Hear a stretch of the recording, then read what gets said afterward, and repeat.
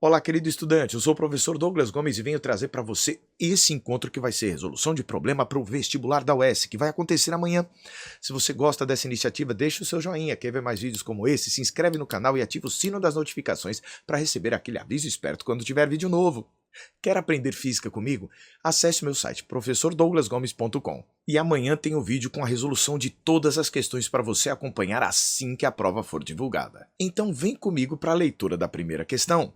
Diz aqui o nosso enunciado que suponha que uma esfera de aço desce deslizando sem atrito um plano inclinado.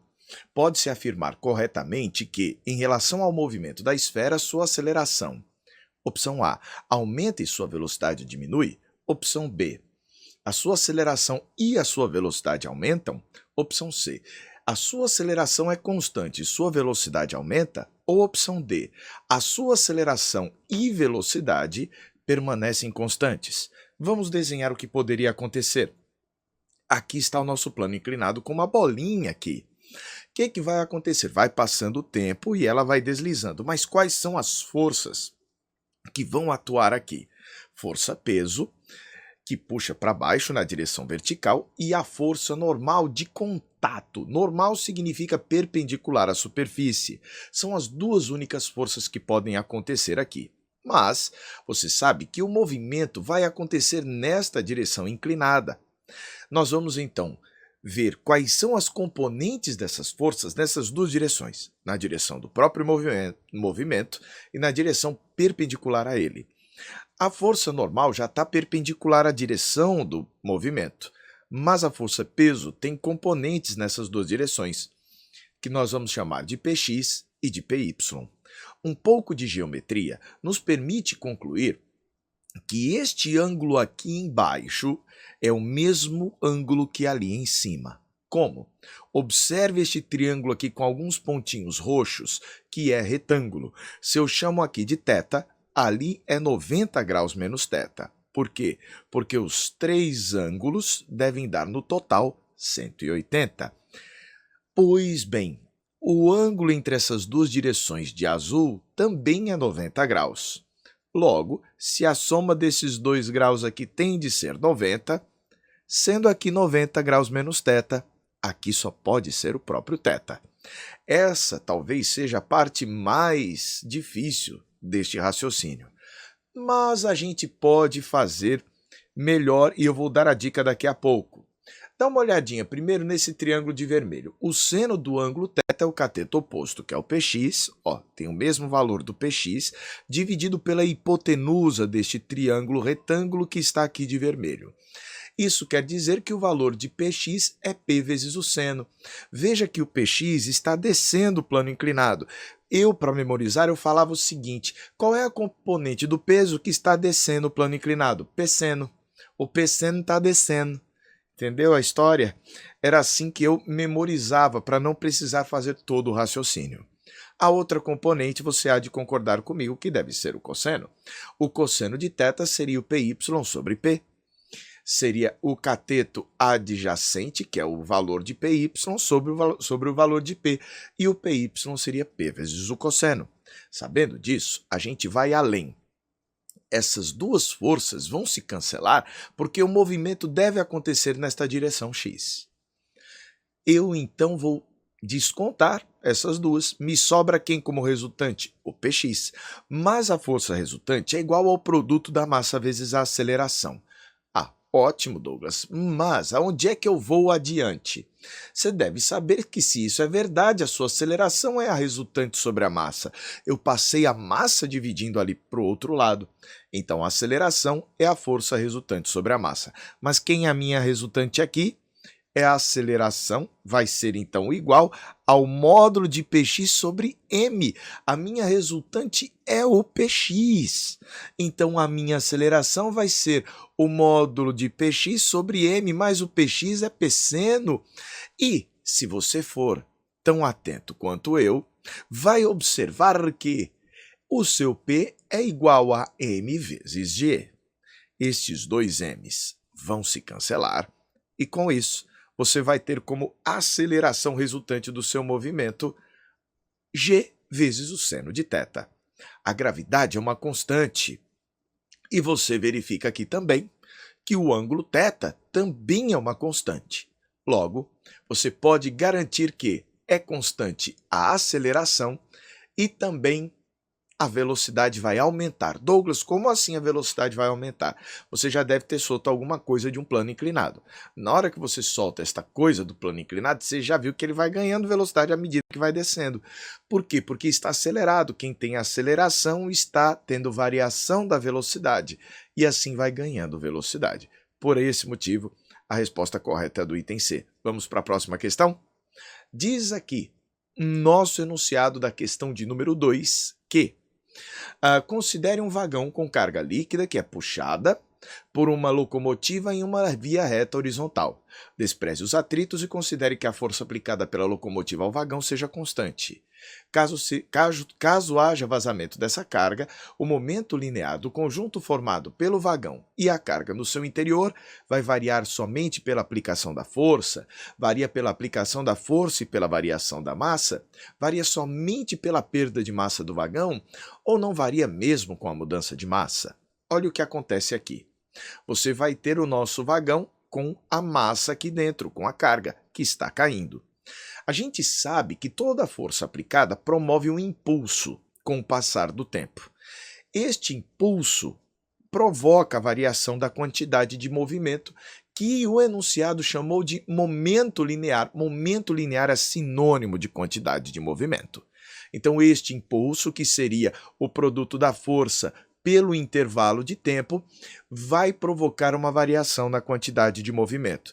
Isso quer dizer, então, que a quantidade de movimento, o momento linear, varia por conta da aplicação da força.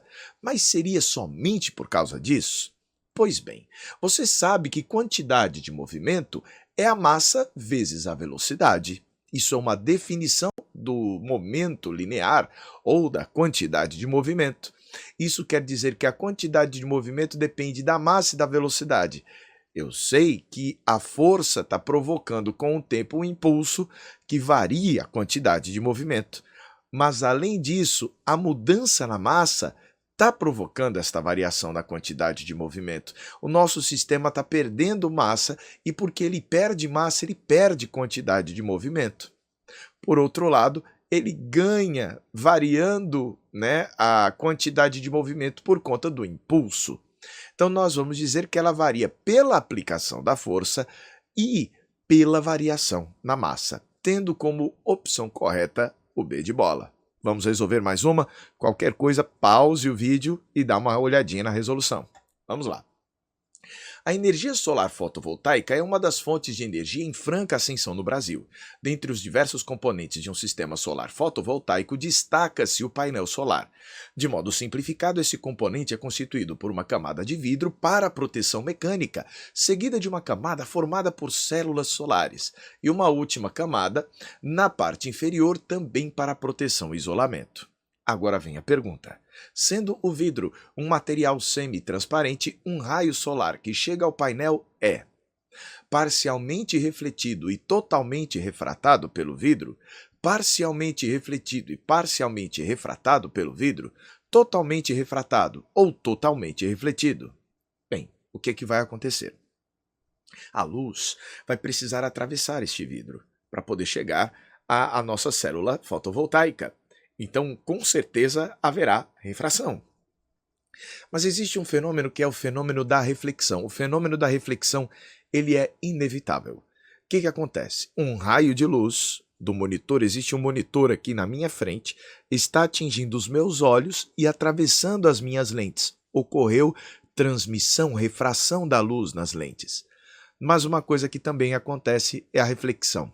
Se eu pegar aqui, inclinar meu rosto, você deve estar vendo luz refletida aqui, Percebeu? O fenômeno da reflexão é inevitável. E olha que os meus óculos têm tratamento anti-reflexo, para você ter uma ideia da coisa. Então vamos lá. Sendo o vidro um material semi-transparente, um raio solar que chega a este painel, ele vai chegar sendo parte dele refratado, parte dele refletido. E a opção correta que a gente marca é a B de bola. Vamos para mais uma? Não vamos deixar de prestar atenção.